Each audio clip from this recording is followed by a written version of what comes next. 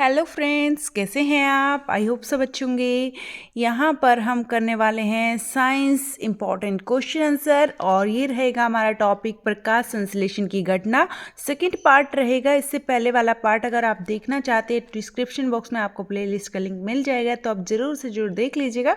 Daily यहाँ पर हम साइंस जीके के क्वेश्चन की प्रैक्टिस करते हैं और जहाँ भी क्वेश्चन की डिटेल की मेरे को ज़रूरत लगती है कि हाँ ये यहाँ से क्वेश्चन और भी बन सकते हैं, तो मैं वहाँ ज़रूर से ज़रूर कंसेप्ट क्लियर कर देती हूँ फ्रेंड्स। तो क्वेश्चंस की हेल्प से ही आपका सारा कंसेप्ट भी क्लियर हो जाता है। डेली हम साइंस के जीके की क्वेश्चंस प्रैक्टिस करते हैं, तो प्लीज़ जुड़ जाइए चैनल के साथ। अभी तक नहीं जुड़े हैं तो एक ही चैनल पर आपको हर एक सब्जेक्ट की जीके केवल कम से कम समय में मिलने वाली है फ्रेंड्स, तो जुड़े रहिए चैनल के साथ। स्टार्ट करते हैं अपनी वीडियो को। स्वागत है सभी का पूजा डागर जी की क्लास में। फ्रेंड्स, क्वेश्चन नंबर 1 से स्टार्ट करते हैं। केवल 10 मिनट के लिए जुड़े रहिए वीडियो में अंत तक।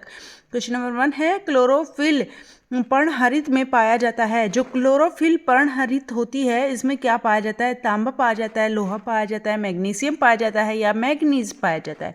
तो इसका आंसर क्या रहेगा? इसका आंसर रहेगा मैग्नीशियम। क्वेश्चन नंबर 1 का आंसर रहेगा मैग्नीशियम, सी आंसर रहेगा। तो क्वेश्चन नंबर 2 पर चलते हैं फ्रेंड्स। याद रखना है क्लोरोफिल पर्णहरित में पाया जाता है मैग्नीशियम।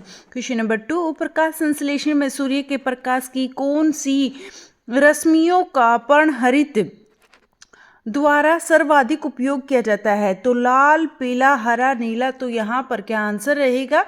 प्रकाश संश्लेषण में सूर्य के प्रकाश की कौन सी रश्मियों का पर्णहरित द्वारा सर्वाधिक उपयोग किया जाता है? तो लाल यहाँ पर आंसर रहेगा इसका।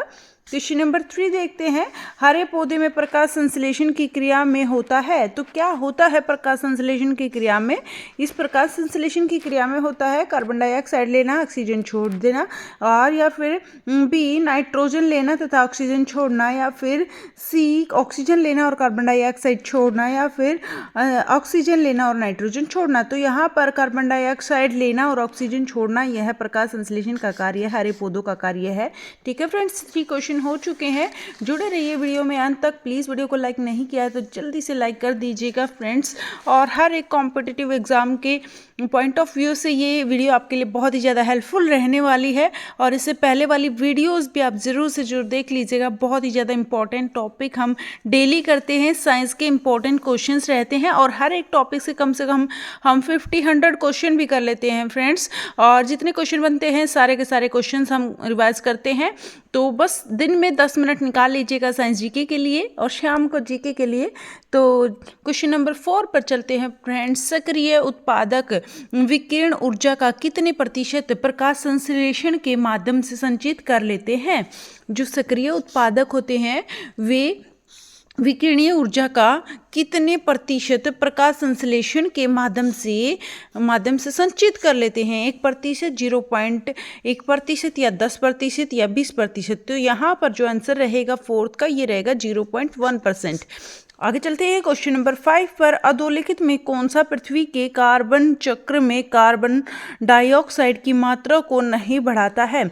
तो इनमें से कौन सा है जो पृथ्वी के कार्बन चक्र में कार्बन डाइऑक्साइड की मात्रा को नहीं बढ़ाता? मात्रा को नहीं बढ़ाएगा। प्रकाश संश्लेषण है, श्वसन है, जैविक पदार्थों का क्षय है या ज्वालामुखी क्रियाएं हैं? तो जो प्रकाश संश्लेषण होता है इसमें कार्बन डाइऑक्साइड ली जाती है, बढ़ाई नहीं जाती, घटाई जाती है, और ऑक्सीजन छोड़ दी जाती है पेड़ों के द्वारा। क्वेश्चन नंबर 6, प्रकाश संश्लेषण के CH चक्र को सर्वप्रथम खोजा गया। तो ये जो प्रकाश संश्लेषण है इसका CH जो चक्कर है इसको सर्वप्रथम सबसे पहले खोजा गया था। गन्ने में खोजा गया था या मक्का में खोजा गया था या गेहूं में खोजा गया था या गाजर में? तो यहाँ पर जो आंसर रहने वाला है इसका ये रहेगा गन्ना। सबसे पहले जो गन्ने की पत्तियां हैं उनकी मदद से हमें प्रकाश संश्लेषण के CH चक्कर को हमने सबसे पहले खोजा था। और ये गन्ने की पत्तियों में खोजने के बाद ये खोजा किसने था, ये क्वेश्चन भी यहाँ से बन जाता है। तो यह प्रकाश संश्लेषण का CH चक्कर किसने सर्वप्रथम खोजा था ये भी आपको पता होना चाहिए। तो इसका आंसर रहेगा H और स्लेक। H और स्लेक ने इसको खोजा था और H और स्लेक ने इसे कार्बोक्सिलेशन मार्ग और सहकारी प्रकाश संश्लेषण भी कहा था।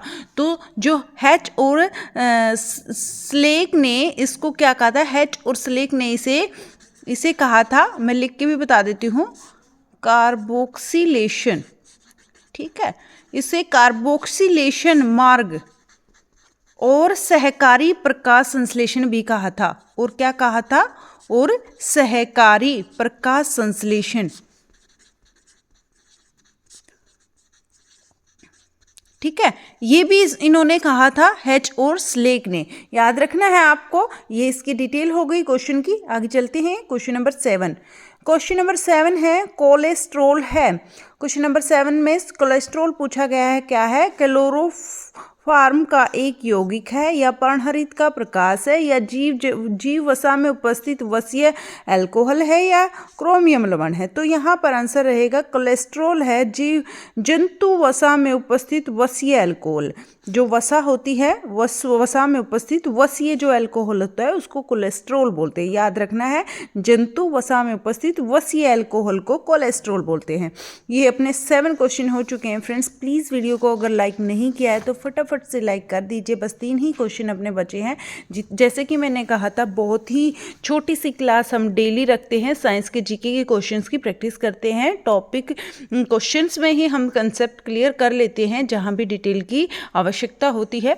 ठीक है फ्रेंड्स, ये इंपॉर्टेंट है हर एक कॉम्पिटिटिव एग्जाम के लिए। आप किसी भी जॉब के लिए एग्ज़ाम दे रहे हो तो हर एक एग्ज़ाम के लिए इम्पोर्टेंट है, और स्कूल के स्टूडेंट्स के लिए बहुत ज़्यादा इम्पोर्टेंट, क्योंकि सारा का सारा जो मटेरियल होता है ये 6 to 10 12 तक ही आ जाता है। तो ये हर एक जो है व्यक्ति के लिए इम्पॉर्टेंट है, जो पढ़ाई लिखाई से रिलेटेड है, जो जॉब से संबंधित है या स्कूल में पढ़ रहे हैं, हर एक के लिए इम्पॉर्टेंट क्लास ये रहती है फ्रेंड्स। क्वेश्चन नंबर 8 पर चलते हैं। प्रकाश संश्लेषण की क्रिया द्वारा उत्पन्न चीनी को कहा जाता है। जो प्रकाश संश्लेषण है फ्रेंड्स, इसकी क्रिया द्वारा उत्पन्न जो चीनी है उसको क्या कहते हैं? ग्लूकोज कहते हैं, माल्टोज कहते हैं, सुक्रोज कहते हैं या मंतोज कहते हैं। तो क्या रहेगा इसका आंसर?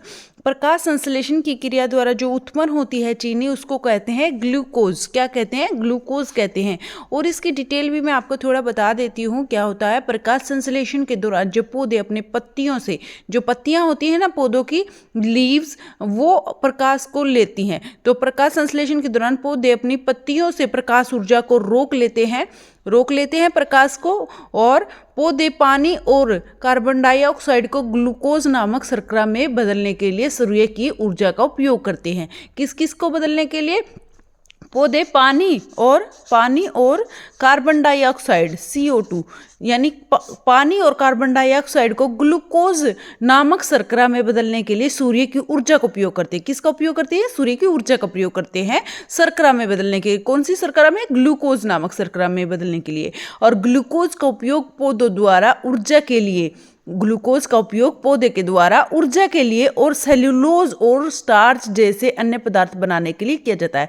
कि कौन कौन से पदार्थ बनाने के लिए करते हैं? ग्लूकोज का उपयोग, जो ग्लूकोज बनता है इन दोनों से, तो ग्लूकोज का उपयोग पौधे जो करते हैं वो पौधे अपनी ऊर्जा के लिए किसके लिए? ऊर्जा के लिए, और सेल्यूलोज और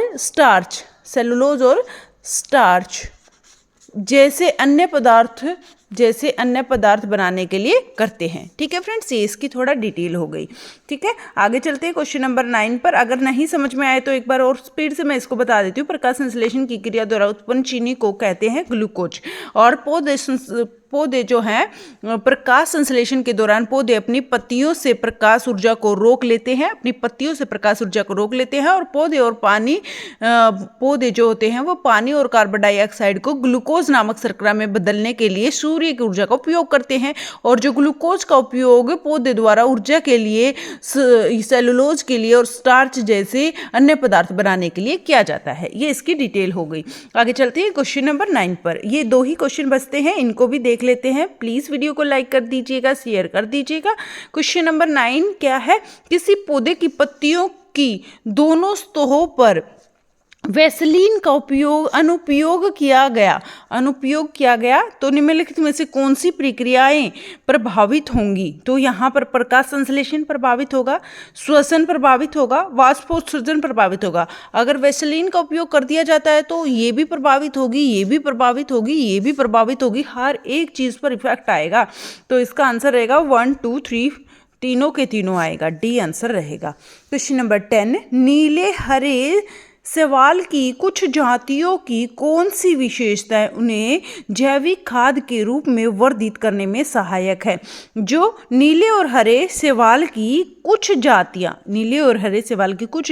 की कौन सी विशेषताएं, कौन सी ऐसी विशेषताएं हैं उन्होंने जैविक खाद के रूप में वर्धित करने में सहायक होते, जैविक खाद के रूप में वर्धित करने में सहायक होते। ये फसल के पौधों को अन्य एंजाइम पैदा करने के लिए प्रेरित करती हैं जो वायुमंडल नाइट्रोजन को नाइट्रेटों में परिवर्तित करने में सहायक होती है। नहीं, ये आंसर नहीं होगा। वे वायुमंडलीय मीथेन को अमोनिया में परिवर्तित करती हैं जिन्हें फसल के पौधे आसानी से ग्रहण कर सकते हैं। ये भी इसका आंसर नहीं रहेगा। आगे देखते हैं हम, इसमें से उसमें ऐसी क्रिया विधि होती है जो वायुमंडलीय नाइट्रोजन को ऐसे नए रूप में परिवर्तित कर देती है जिससे फसल के पौधे आसानी से ग्रहण कर लेते हैं, या फिर वे फसल के पौधों की जड़ों को अपेक्षाकृत अधिक मात्रा में मृदा नाइट्रेट अवशोषित करने के लिए प्रेरित करते हैं। तो वे क्या करते हैं, कौन क्या करते हैं? यहाँ पर एक बार क्वेश्चन फिर से हम देख लेते हैं, फिर हम आंसर करेंगे इसका। तो इसका क्वेश्चन क्या है? इसका क्वेश्चन है नीले हरे शैवाल की कुछ जातियों कौन सी विशेषताएं हैं जिन्हें उन्हें जैविक खाद के रूप में वर्धित करने में सहायक होती है, जो जैविक खाद है उसके रूप में वर्धित करने में सहायक होती हैं। तो ये रहेंगे, उसमें ऐसी क्रियाविधि होती है जो वायुमंडल में नाइट्रोजन होती है उसको ऐसे नए रूप में परिवर्तित कर देती है जिसे फसल के पौधे आसानी से ग्रहण कर लेते हैं। जो फसल के पौधे होते हैं वो आसानी से ग्रहण कर लेते हैं, तो नाइट्रोजन को ऐसे नए रूप में परिवर्तित कर देती है। ठीक है फ्रेंड्स, तो ये इसकी आंसर रहेगा C. Thank you so much video में अंत तक जुड़े रहने के लिए। आई होप आपको वीडियो पसंद आई होगी, क्वेश्चन सारे आपको समझ में आए होंगे और ये आपके लिए बहुत ही ज़्यादा हेल्पफुल रहेंगे फ्रेंड्स। हर एक कॉम्पिटिटिव एग्जाम के लिए प्लीज़ वीडियो को ज़्यादा से ज़्यादा शेयर कर दीजिएगा, लाइक कर दीजिएगा, कमेंट करके ज़रूर बताएं आपको क्वेश्चंस कैसे लगे। तो कमेंट जरूर से ज़रूर करें कमेंट बॉक्स में friends. Thank you so much, bye bye, take care, keep smile. फिर मिलते हैं नेक्स्ट वीडियो में 8 बजे शाम को। प्लीज़ टाइम से आप आ जाइएगा। Bye bye.